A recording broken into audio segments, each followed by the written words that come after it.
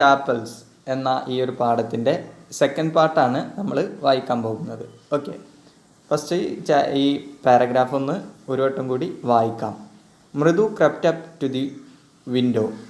Lally was sitting a little distance away, awkwardly holding her violin and bowstring, her elbows jutting out and her eyes glazed with concentration.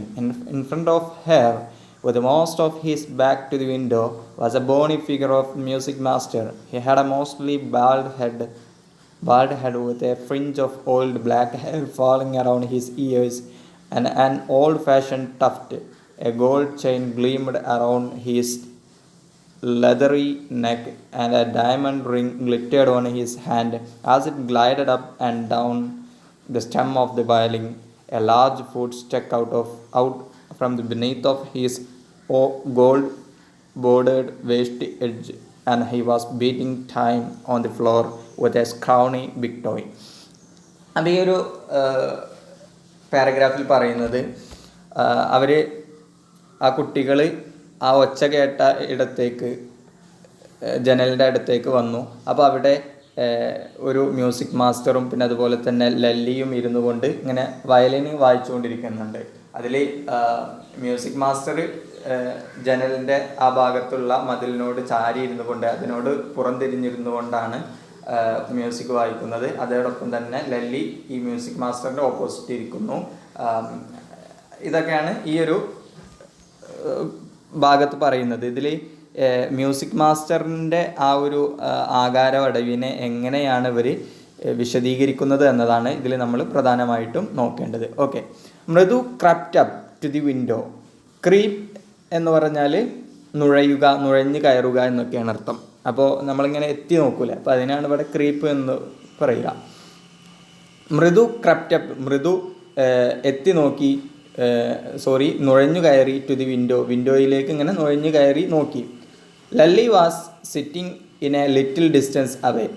Lalli ആയിരുന്നു, sitting ഇരിക്കുകയായിരുന്നു, A little distance away കുറച്ച് ദൂരം, little distance away കുറച്ച് ദൂരത്തായിട്ട് ലല്ലി ഇരിക്കുകയായിരുന്നു. ഓക്വാർഡ്ലി holding hair violin. ഓക്വാർഡ്ലി എന്ന് പറഞ്ഞു കഴിഞ്ഞാൽ വളരെ പേടിയോടെ, പരിഭ്രമത്തോടെ. ഓക്വാർഡ്ലി പരിഭ്രമത്തോടെ, ഹോൾഡിങ് പിടിച്ചുകൊണ്ട്, ഹെയർ വയലിൻ അവളുടെ വയലിൻ പിടിച്ചുകൊണ്ട്, വയലിൻ എന്ന് പറഞ്ഞാൽ ആ ഉപകരണം പിടിച്ചുകൊണ്ട് ഇരിക്കുകയായിരുന്നു. ആൻഡ് ബോസ്ട്രിങ്, വയലിനും പിന്നെ അതുപോലെ തന്നെ അതിൻ്റെ ബോസ്ട്രിങ് എന്ന് പറഞ്ഞു കഴിഞ്ഞാൽ അതിന്മേൽ ഇങ്ങനെ കെട്ടി നിൽക്കുന്ന ആ വയലിൻ്റെ മുകളിലുള്ള ആ സ്ട്രിങ് ഉണ്ടല്ലോ, ആ നൂല്, അതിനാണ് ബോസ്ട്രിങ് എന്ന് പറയുക. അപ്പോൾ ബോസ്ട്രിങ്ങും ആ വയലിനും വളരെ പരിഭ്രമത്തോടെ പിടിച്ചിട്ട് കുറച്ച് ദൂരത്തായിട്ട് ലല്ലി ഇരിക്കുന്നുണ്ട്. ഹെയർ എൽബോസ്, അവളുടെ എൽബോ എന്ന് പറഞ്ഞു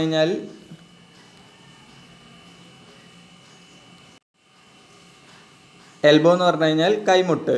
ഹെയർ എൽബോസ്, അവളുടെ കൈമുട്ടുകൾ ജട്ടിങ് ഔട്ട്, അതിങ്ങനെ പുറത്തേക്ക് തള്ളി നിൽക്കുന്നുണ്ട്. ജട്ട് ഔട്ട്, പുറത്തേക്ക് തള്ളി നിൽക്കുക. ആൻഡ് ഹെയർ ഐസ്, അവളുടെ കണ്ണുകൾ ഗ്ലൈസഡ്, അത് തിളങ്ങി, വിത്ത് കോൺസെൻട്രേഷൻ, ശ്രദ്ധ കൊണ്ട് അവളുടെ കണ്ണുകൾ തിളങ്ങുന്നുണ്ടായിരുന്നു. അതായത് ശ്രദ്ധ ഇങ്ങനെ കൂടിയിട്ട് അതിലിങ്ങനെ കണ്ണുനീര് അല്ലെങ്കിൽ നീരിങ്ങനെ ഒലിച്ചിറങ്ങിക്കൊണ്ട് അതിലിങ്ങനെ ഒരു തരം പ്രത്യേകമായിട്ടുള്ള ഒരു തിളക്കം കാണാമായിരുന്നു. അപ്പോൾ ഇതാണ്. ഓക്കെ, ഇതിൻ്റെ അർത്ഥം ഒരു വട്ടം കൂടി നോക്കാം. Lalli was sitting A little distance away. Lalli കുറച്ച് ദൂരത്തായി ഇരിക്കുകയായിരുന്നു. ഓക്വാർഡ്ലി, വളരെ പരിഭ്രമത്തോടെ, ഹോൾഡിംഗ് പിടിച്ചുകൊണ്ട്, ഹെയർ വയലിൻ ആൻഡ് ബോസ്ട്രിങ്, അവളുടെ വയലിനും അതുപോലെ തന്നെ ആ വയലിൻ്റെ മുകളിലുള്ള കമ്പിയിലും ആ നൂലിലും ഇങ്ങനെ വളരെ പരിഭ്രമത്തോടെ പിടിച്ചുകൊണ്ട് കുറച്ച് ദൂരത്ത് ഇരിക്കുകയായിരുന്നു. മാത്രമല്ല ഹെയർ എൽബോസ്, അവളുടെ കൈമുട്ടുകൾ ജെട്ടിങ് ഔട്ട്, അതിങ്ങനെ പുറത്തേക്ക് തള്ളിക്കൊണ്ട്, ആൻഡ് ഹെയർ ഐസ്, അവളുടെ കണ്ണുകൾ ഗ്ലൈസഡ് വിത്ത് കോൺസെൻട്രേഷൻ, വളരെ ശ്രദ്ധ കൊണ്ട് അതിങ്ങനെ തിളങ്ങുന്നുമുണ്ടായിരുന്നു. ഇനി അടുത്തത് മാസ്റ്ററിനെ വിശദീകരിക്കുകയാണ്. ഇൻ ഫ്രണ്ട് ഓഫ് ഹെയർ, അവളുടെ മുമ്പിൽ, with most of his back to the window, അയാളുടെ അധിക ഭാഗവും വിൻഡോയിലേക്കാക്കിക്കൊണ്ട്, ഉണ്ടായിരുന്നു the bony figure of music മാസ്റ്ററിൻ്റെ വളരെ എല്ലുന്തിയ ഒരു ശരീരം അവിടെ ഉണ്ടായിരുന്നു. ഇൻ ഫ്രണ്ട് ഓഫ് ഹെയർ, അവളുടെ മുമ്പിൽ, with most of his back, most of his back, അദ്ദേഹത്തിൻ്റെ പുറംഭാഗത്തിൻ്റെ അധികവും, അതായത് അദ്ദേഹത്തിൻ്റെ പുറംഭാഗം ടു ദി വിൻഡോയിലേക്ക് ആക്കിക്കൊണ്ട് വാസ് ഉണ്ടായിരുന്നു the bony figure of the music മാസ്റ്ററിൻ്റെ വളരെ എല്ലുന്തിയ ഒരു ശരീരം അവിടെ ഉണ്ടായിരുന്നു. He had a mostly bald head with a fringe of old black hair falling around his ears and an old fashion tuft. അപ്പോൾ നിങ്ങൾ ചിത്രത്തിൽ കാണുന്നത് പോലെ എന്താണ്, ഒരു കഷണ്ടിത്തലയനായ, ചെവിയുടെ മുകളിൽ മാത്രം ആ പരിസരങ്ങളിൽ മാത്രം മുടിയുള്ള, മുടി ആണെങ്കിൽ പിന്നിലേക്ക് ഒരു കുടുമ പോലെ കെട്ടിവെച്ച ഒരു പഴഞ്ചൻ രീതിയിലുള്ള ഒരു മനുഷ്യനായിരുന്നു അവിടെ ഉണ്ടായിരുന്നത്. അപ്പോൾ അതാണ് പറയുന്നത്, ഹി ഹാഡ് ആ മ്യൂസിക് മാസ്റ്ററിനുണ്ടായിരുന്നു എ മോസ്റ്റ്ലി ബാൾഡ് ഹെഡ്, അദ്ദേഹത്തിന് ഏറെക്കുറെ കഷണ്ടിയായ ഒരു തലയായിരുന്നു. ബാൾഡ് എന്ന് പറഞ്ഞു കഴിഞ്ഞാൽ കഷണ്ടി എന്നർത്ഥം, കഷണ്ടി ഉള്ള എന്നൊക്കെ അർത്ഥം. ഈ ഹാഡ് മോസ്റ്റ്ലി ബാൾഡ് ഹെഡ്, അദ്ദേഹത്തിന് ഒരു അധികവും കഷണ്ടിയായ ഒരു തലയായിരുന്നു ഉണ്ടായിരുന്നത്, അതായത് അദ്ദേഹത്തിൻ്റെ തല കഷണ്ടിയായിരുന്നു. With a fringe of oiled, fringe ഇവിടെ കുറച്ച് വാക്കുകൾ നോക്കാനുണ്ട്, പറഞ്ഞുതരാം. ഫ്രിഞ്ച് എന്ന് പറഞ്ഞാൽ ചുരുൾ എന്നൊക്കെ അർത്ഥം, ചുരുൾ. ഓയിൽഡ് എന്താണ്, എണ്ണ തേച്ച. ബ്ലാക്ക് ഹെയർ, കറുത്ത മുടി. ഫാളിങ്, ഊർന്നു നിൽക്കുന്ന, താഴേക്ക് ഇങ്ങനെ താഴേക്കായിട്ട് നിൽക്കുന്ന എന്നർത്ഥം. ഓൾഡ് ഫാഷൻഡ്, പഴഞ്ചൻ എന്നൊക്കെ അർത്ഥം. ഓൾഡ് ഫാഷൻഡ്, പഴഞ്ചൻ. ടഫ്റ്റ് എന്ന് പറഞ്ഞു കഴിഞ്ഞാൽ കുടുമ, ഇങ്ങനെ നമ്മൾ മുടി ഇങ്ങനെ കെട്ടിവെക്കുന്നതിൻ്റെ ആണ് കുടുമ എന്നൊക്കെ പറയാം. ഓക്കെ. ഹി ഹാഡ്, അദ്ദേഹത്തിനുണ്ടായിരുന്നു മോസ്റ്റ്ലി ബാൾഡ് ഹെഡ്, ഒരു കഷണ്ടിത്തലയുണ്ടായിരുന്നു. With a fringe of oiled black hair, ഒരു എണ്ണ തേച്ച കറുത്ത മുടിയുടെ ചുരുൾ. ഫാളിങ്, അതിങ്ങനെ താഴ്ന്നു നിൽക്കുന്നുണ്ട്. അറൗണ്ട് ഹീസ് ഇയേഴ്സ്, അദ്ദേഹത്തിൻ്റെ ചെവിയുടെ ചുറ്റുമായിട്ട്, ചെവിയുടെ ചുറ്റുഭാഗത്തേക്ക് ഇങ്ങനെ താഴ്ന്നു നിൽക്കുന്നുണ്ട്. And an old fashion tuft, മാത്രമല്ല അദ്ദേഹത്തിൻ്റെ തലയിൽ എന്തുണ്ട്, ഒരു പഴഞ്ചൻ രൂപത്തിലുള്ള ഒരു കുടുമയും ഉണ്ടായിരുന്നു. A gold chain gleamed, a gold chain, ഒരു സ്വർണത്തിൻ്റെ ഒരു മാല. ഗ്ലീംഡ്, അത് തിളങ്ങി. അറൗണ്ട് ഹീസ് ലെതറി നെക്ക്, അദ്ദേഹത്തിൻ്റെ തൊലി മാത്രം ഉള്ള, ഇറച്ചിയൊന്നുമില്ലാത്ത തൊലി മാത്രം നിറഞ്ഞു നിൽക്കുന്ന അദ്ദേഹത്തിൻ്റെ കഴുത്തിന് ചുറ്റുമായിട്ട് ഒരു ഗോൾഡ് ചെയിൻ, സ്വർണമാല ഇങ്ങനെ തിളങ്ങി. ആൻഡ് എ ഡയമണ്ട് റിങ്, ഒരു ഡയമണ്ടിൻ്റെ മോതിരം. ഗ്ലിറ്റേഡ്, അത് തിളങ്ങി. ഓൺ ഹീസ് ഹാൻഡ്, അദ്ദേഹത്തിൻ്റെ കൈകളിൽ ഒരു ഡയമണ്ട് റിങ് ഇങ്ങനെ തിളങ്ങി. ആസ് ഇറ്റ് ഗ്ലൈഡഡ്, ആ കൈ ഇങ്ങനെ ചലിപ്പിച്ചപ്പോൾ, അപ്പ് ആൻഡ് ഡൗൺ, മുകളിലോട്ടും താഴോട്ടും ഇങ്ങനെ ചലിപ്പിച്ചപ്പോൾ, the stem of the violin, ആ വയലിൻ വായിക്കുന്ന ആ വടി മേലോട്ടും താഴോട്ടും ഇങ്ങനെ ചലിപ്പിച്ചപ്പോൾ അദ്ദേഹത്തിൻ്റെ കൈകളിലുള്ള ഡയമണ്ട് റിങ്ങും ഇങ്ങനെ എന്ത് ചെയ്തു, തിളങ്ങി. ഓക്കെ. അപ്പോൾ അദ്ദേഹത്തിനൊരു മാലയുണ്ട്, അതുപോലെ തന്നെ ഡയമണ്ട് റിങ് ഉണ്ട്. ആ ഡയമണ്ട് റിങ് തിളങ്ങിയത് എപ്പോഴാണ്, ആ വയലിൻ്റെ സ്റ്റെമ്മ്, വയലിൻ വായിക്കാൻ വേണ്ടിയിട്ട് നമ്മൾ ഉപയോഗിക്കുന്ന അതിൻ്റെ ആ ഒരു വടി മേലോട്ടും താഴോട്ടും ഇങ്ങനെ ചലിപ്പിച്ചപ്പോഴാണ് ആ മോതിരം തിളങ്ങിയത്. A large food stuck out from the beneath of his gold bordered veshti edge. He was beating time on the floor with scrawny big toy. അദ്ദേഹം ഇങ്ങനെ ഒരു മുണ്ടൊക്കെ എടുത്തിട്ടാണ് ഇരുന്നിരുന്നത്. ആ മുണ്ടിൻ്റെ താഴെ, മുണ്ടിൻ്റെ വക്കിൽ മുണ്ടിൻ്റെ കരയുണ്ടായിരുന്നു. ആ കര എന്ത് കളറായിരുന്നു, നല്ല ഗോൾഡ് കളറുള്ള മുണ്ടായിരുന്നു അദ്ദേഹം ഉടുത്തിരുന്നത്. ആ മുണ്ടിൻ്റെ താഴെ ഭാഗത്ത് അദ്ദേഹത്തിൻ്റെ കാലിങ്ങനെ കുത്തി വെച്ചിരിക്കുന്നതായിട്ടും മറ്റൊരു കാലുകൊണ്ട് അദ്ദേഹം ഇങ്ങനെ താളം പിടിക്കുന്നതായിട്ടും കണ്ടു എന്നാണ് പറയുന്നത്. ഓക്കെ. എ ലാർജ് ഫുട്ട്, ഒരു വലിയ ഒരു കാല്. സ്റ്റക്ക് ഔട്ട്, അതിങ്ങനെ കുത്തി നിൽക്കുന്നു.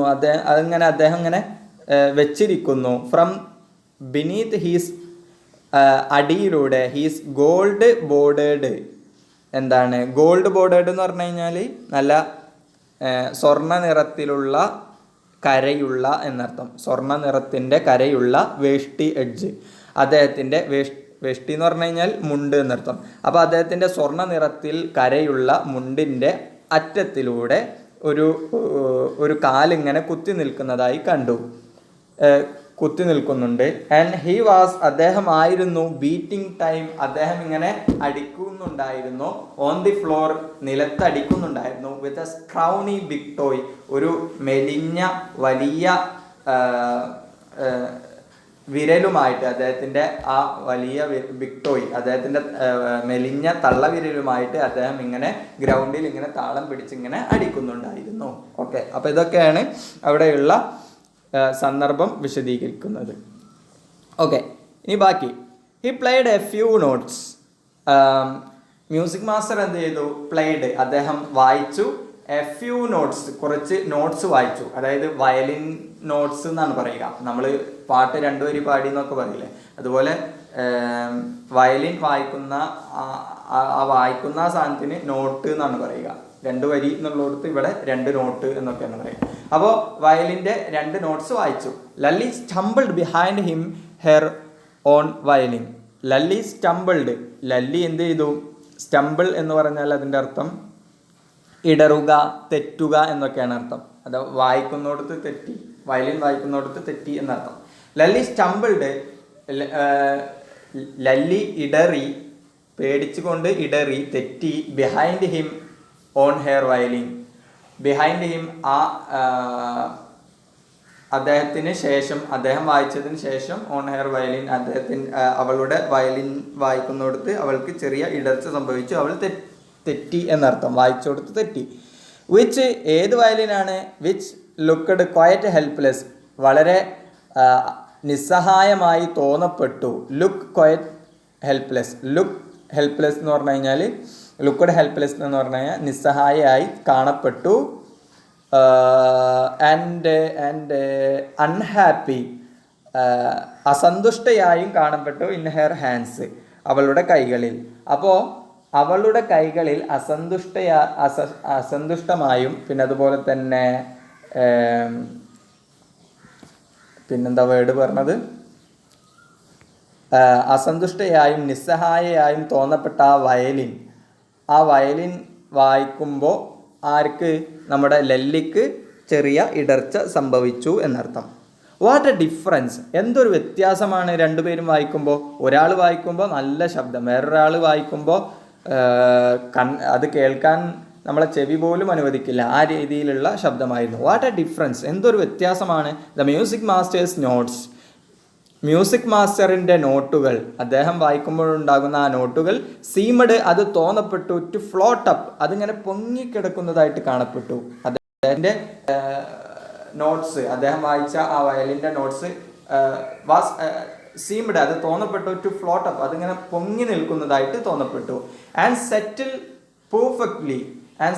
പെർഫെക്റ്റ്ലി, അത് യോജിക്കുന്നതായിട്ട്, ആൻഡ് സെറ്റിൽ, അത് യോജിക്കുന്നതായും തോന്നപ്പെട്ടു. പെർഫെക്റ്റ്ലി, വളരെ മനോഹരമായി, വളരെ പരിപൂർണമായി അത് യോജിക്കുന്നതായിട്ട് തോന്നപ്പെട്ടു. Into the invisible tracks of the melody, into the invisible tracks. Invisible എന്ന് പറഞ്ഞാൽ കാണാൻ പറ്റാത്ത, ഇൻവിസിബിൾ കാണാൻ പറ്റാത്ത. മെലഡി എന്ന് പറഞ്ഞു കഴിഞ്ഞാൽ മെലഡി, രാഗം എന്നൊക്കെ അർത്ഥം.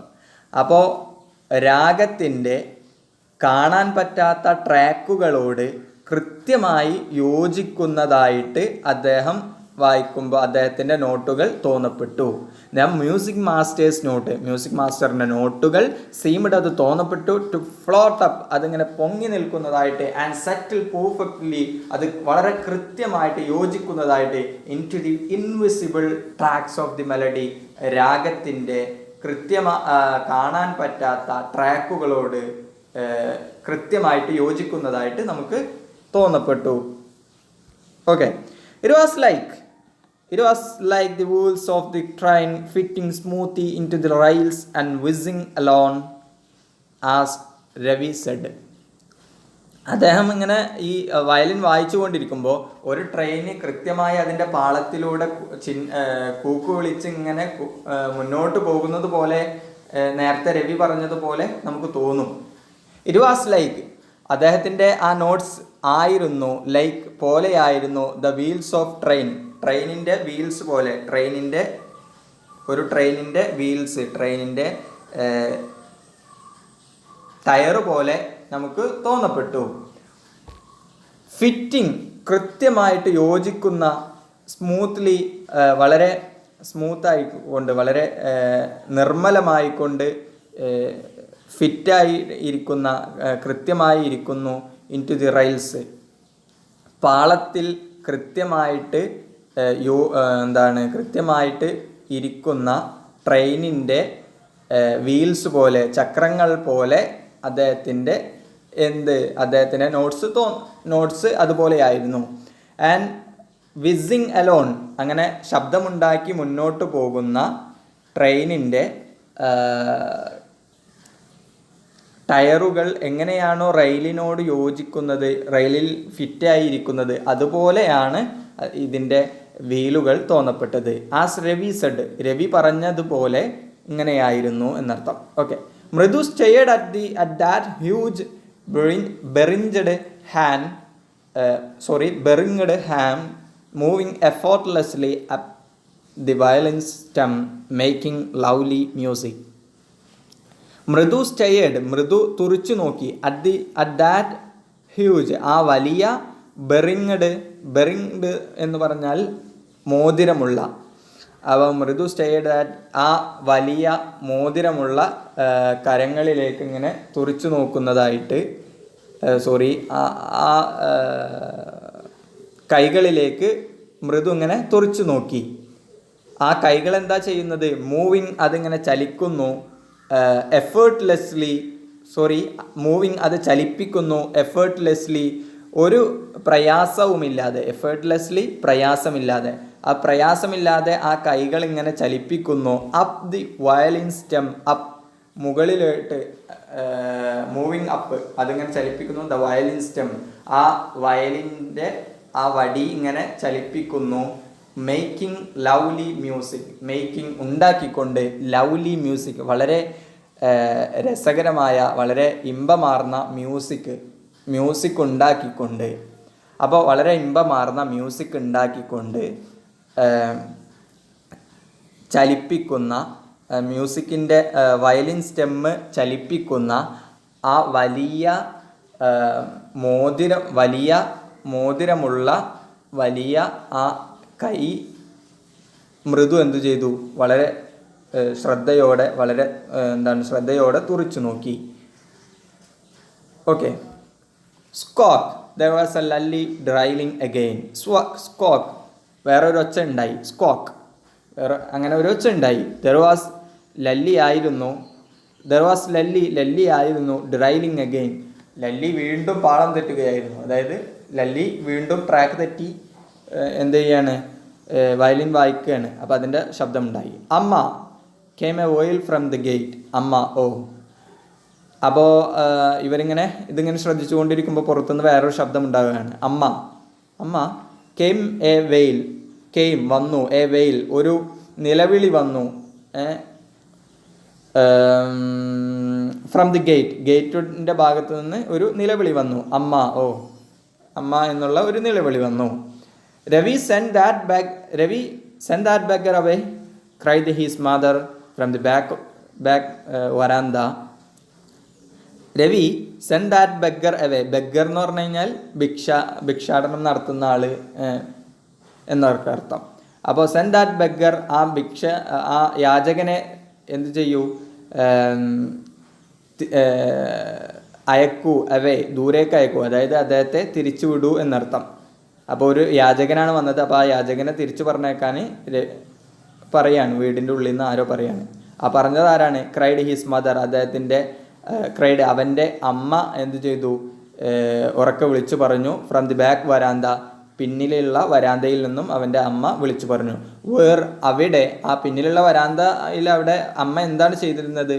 അവിടെ ഷീ വാസ്, അമ്മയായിരുന്നു ചാറ്റിംഗ് വിത്ത് തപ്പിയുമായിട്ട് എന്ത് ചെയ്യുകയായിരുന്നു? സംസാരിക്കുകയായിരുന്നു.